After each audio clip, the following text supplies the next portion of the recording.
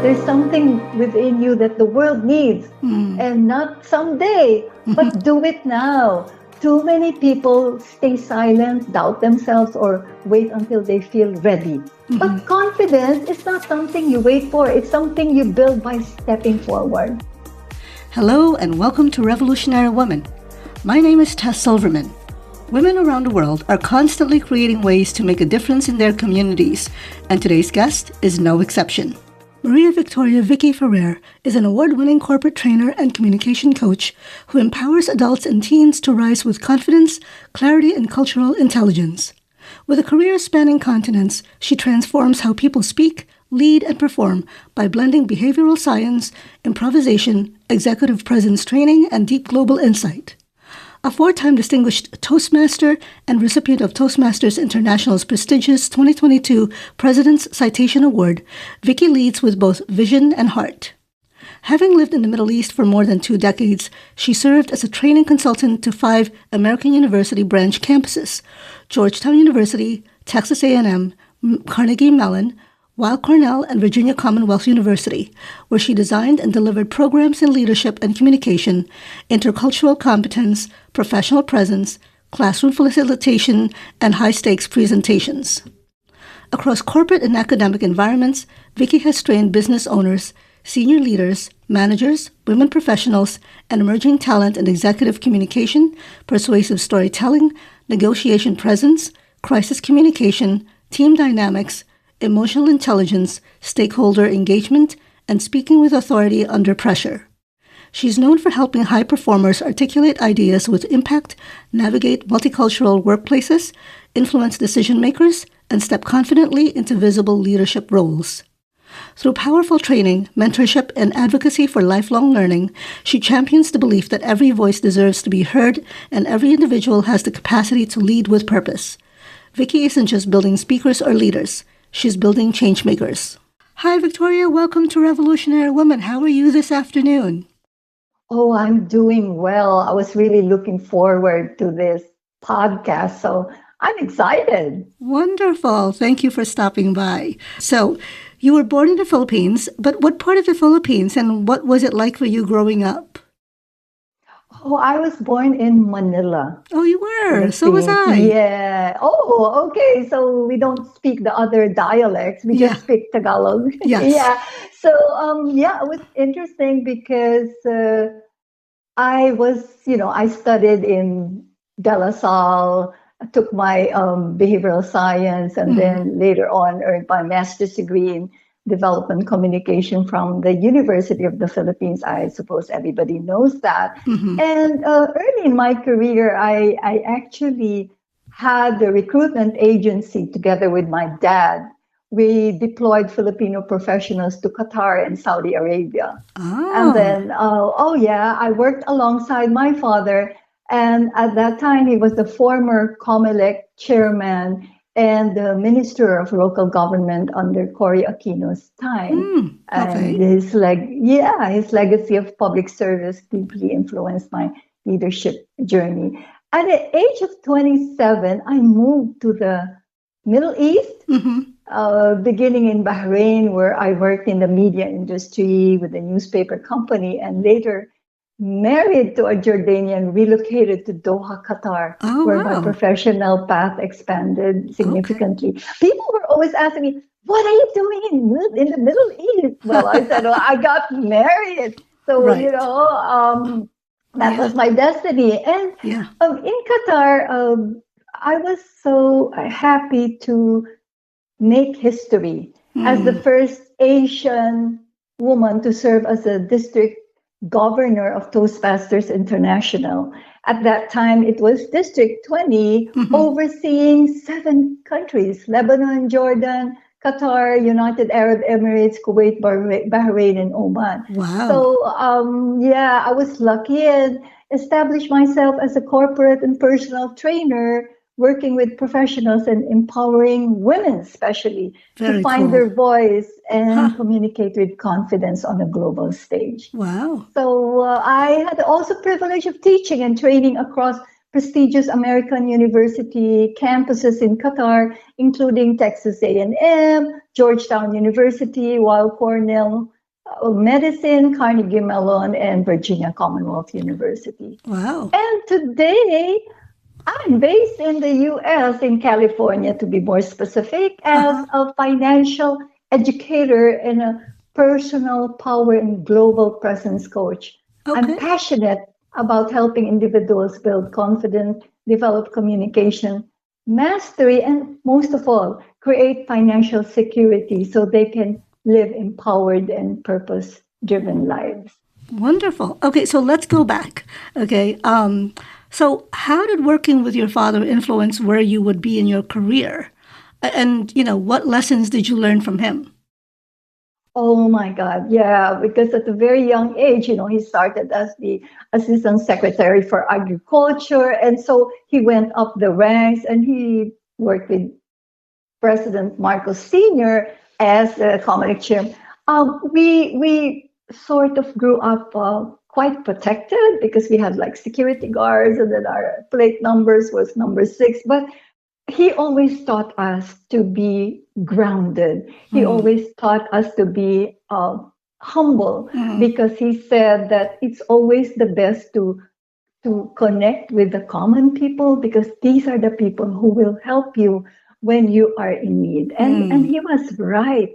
He was assassinated because the next day he was going, as a minister of local government, he was going to call for a press conference, right? Because he wanted to divulge corrupt officials and whatever. Oh, wow. The night before, Tess, and the night before, they had somebody from Muntinlupa, the famous big prison in the Philippines, bring out somebody to kill him. Wow. And it happened. And so it really, hurt me a lot, but I know that he always taught us honesty and integrity. Never sacrifice your principles for money. Wow. Tess, you know what? They would give him cases or bags full of money just so that they could win in the election. And he would throw it back to them. And then some other people would say, oh my God, those millions of pesos. How can you throw? He said, I don't feed my children stolen money because it will, he believes in karma. It will go back to them or to their children's children. Right, so that's what happened, Tess. And yeah, it affected me a lot. Wow. And he's my hero. Oh, that's amazing. I would say. Yeah, Wow. Thank you.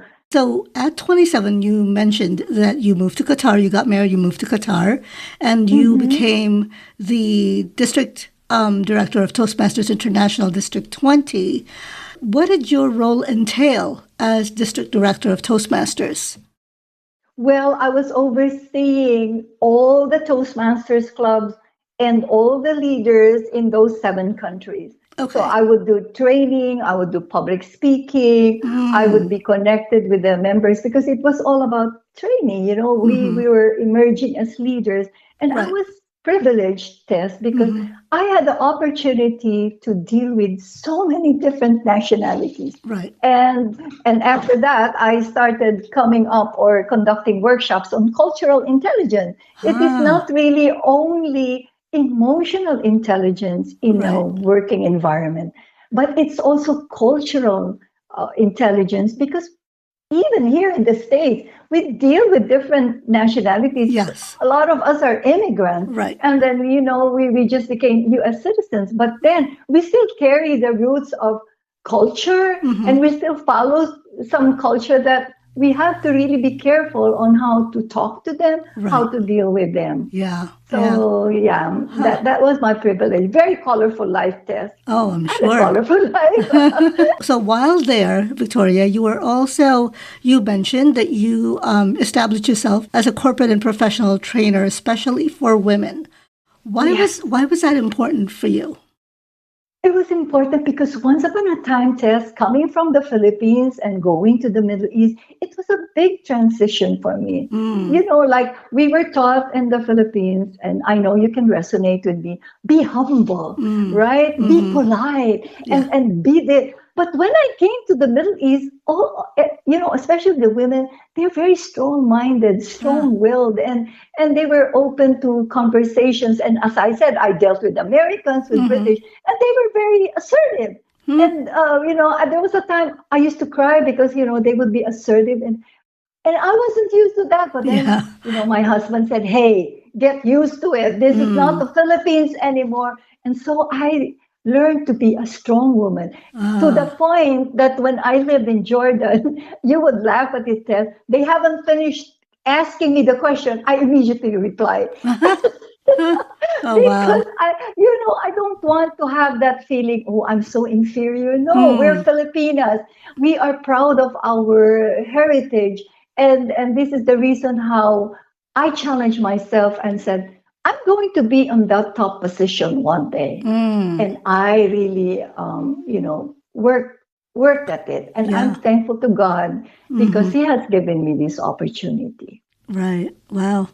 And then, okay, so after living in the Middle East, you mentioned that you established yourself as a global power and global presence coach. So what prompted you to go into that after working as district director of Toastmasters International?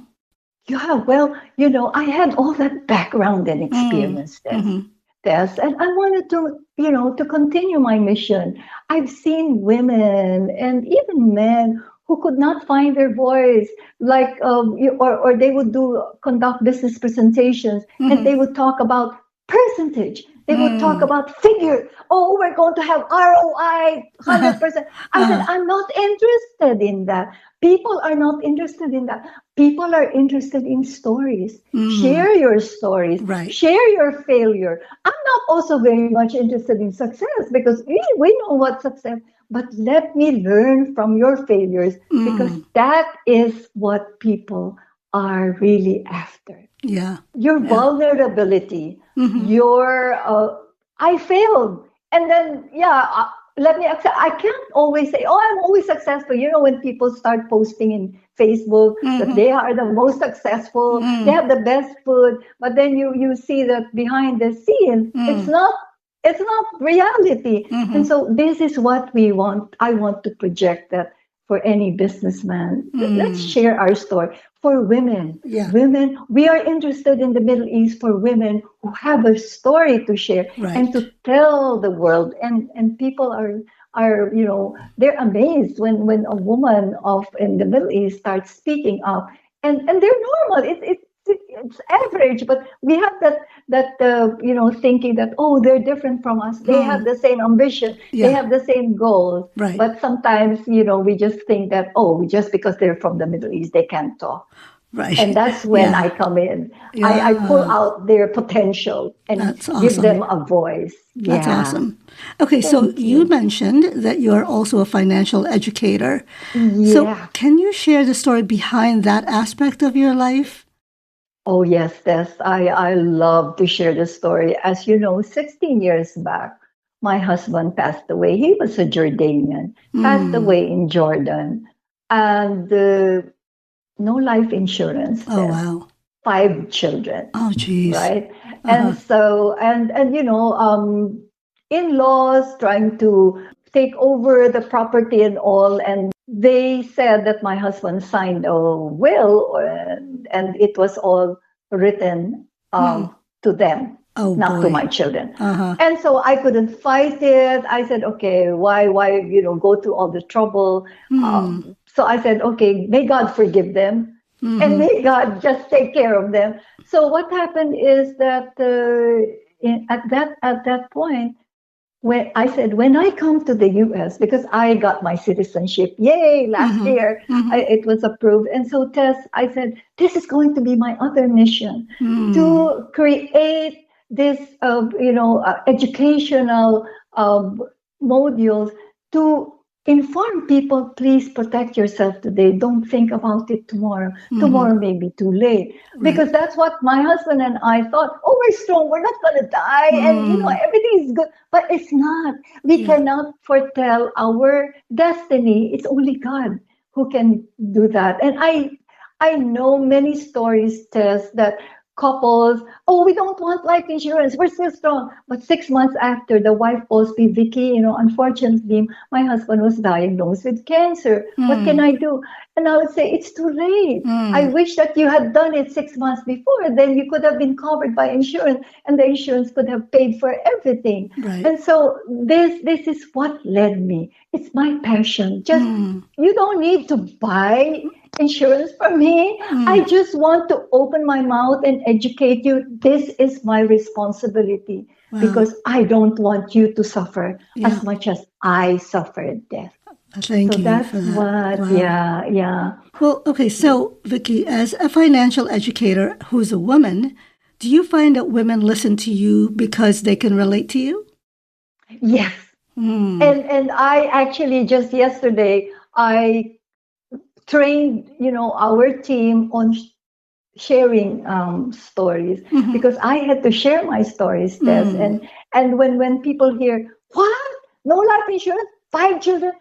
And then, you'll hear somebody said, yeah, that's happening to me now. I have 5 children and my husband's not feeling well. So I said, yeah. So I said, well, so what's your plan? Are you going to wait for tomorrow to plan? It will be too late. Tess, I always tell them, when you pass away, don't leave a debt letter to your benefit. Leave them a love letter because then you will grieve. Yes, I will miss my husband, but he left me the financial stability that I can pay for my children's education. I can pay for other things that I will be needing. Right. Even when he's away. It's such a powerful message, and I really hope 50% of our people here in the U.S. do not have life insurance, and it's disturbing, and that's why I said I'll keep talking, until I reach as many. And Tess, really, I appreciate that you had given me this opportunity to be able to reach out further, expand our community, because as I said, you and I have a responsibility towards the community of educating them. Yeah. No, I so appreciate what you're doing. So what has been rewarding for you being a personal coach and financial educator? Wow, I love it because I get connected with people. I love building relationships. And I always, tell them, I'm not here to sell. I'm here to be friends with you, to see how we can support each other, how can we uplift each other, because that's what the world should be. It shouldn't be, it should be full of love. It should be full of support. It should be always like, oh, she's successful. I'm happy for her. So that's the kind of atmosphere, positive environment that we want to create. I'm sure you would want to create the same thing. And so and so we live. No matter what the situation is right now, we just have to really be grateful and supportive to everybody. And we want to help people who are in need of support and help. Wonderful. We will always be there. Yeah, wonderful. Okay, so Victoria, who would you credit for where you are now? I would say my dad. My dad was always my hero, and I would still, clearly remember his words. He says, Vicky, do not sacrifice your principles for money or financial gain or power, because it will never bring you to where you want to go. And today I am proud because as a district director or as district governor, and then I became the region advisor of the Middle East, the whole of Europe, UK and Ireland, and of course, West and South Africa. I used that principle and I became connected to people. And I would rightly say I did everything in all honesty and integrity. I can sleep peacefully, Tess, in the evening because our conscience is clear. And so I think that's my dad, who will always be my hero. It was better for him to be shot instead of just going along with corruption. Remember that? He started removing all the corrupt officials when he took over the Minister of Local Government, and a lot of people were angry with him. But he didn't care because he said, well, this is what I believe, and we should all be honest. Why should you be corrupt? I cannot take corruption. Right. Oh So my gosh. yeah, That's so yeah. wild. Oh my gosh. So, what's next for you? And what are your goals for your financial and coaching businesses? Well, I would say that I would want to um, expand the community in my financials education service. I Mm-hmm. have now a business partner, Tess, in Hawaii. Oh, I have wow. another one in Georgia, Huh. another one in Illinois with the Congolese community. It's amazing Wow. because I would like to, call out Dr. Marie. She's the president of Joda Priest Christian University, who's helping me a lot because she also believes in helping the community. She's helping by educating them. I said, Dr. Marie, let's help the people by also educating them about financial service. And Mm-hmm. she said it's a good idea. Mm. So I'm being blessed with wonderful people, Yeah. including yourself, Tess. I'm so Oh, happy thank to you. meet you, and we just keep supporting each other for Right. whatever, and that's my goal. And as a personal power global presence coach, I love to still coach people who are, oh, Vicky, I can't find my voice. I don't know how to conduct a presentation, or I don't know how to answer a question. Hmm. I'm doing a podcast, but I don't know how to conduct it. I will always be there. And I always say that if I'm coaching you, I want you to be better than me. Hmm. That is always my goal. And Wow. so I enjoy both. Uh It's huh. not a job for me. Right. It's something that I love doing it. Yeah. Yeah. I mean, it's definitely your passions for sure. Yes, Wow. definitely. So, is there anything you would like to say to my listeners? Oh, yeah. I want to say this to everyone who's listening. Your voice matters more than you think. There's something within you that the world needs, Hmm. and not someday, but do it now. Too many people stay silent, doubt themselves, or wait until they feel ready. Mm-hmm. But confidence is not something you wait for, it's something you build by stepping forward. Hmm. Don't underestimate the power of your presence, whether it's in a meeting, an interview, a presentation. How you show up can change opportunities, relationships, and even the direction of your life. And as important, financial education. Join me and my team. Let's educate the people. This is our responsibility. Let's not make them suffer. We Wow. always say no families Mm-hmm. are left behind. So Wow. I learned both of these through my experience, and now speak up, show up, and prepare wisely. I Your love it. voice and your future both deserve attention. Today, please don't Mm. wait for tomorrow. Tomorrow may be too late. I love it. Okay, so if anyone wanted to know more about you and your businesses, how would they go about it?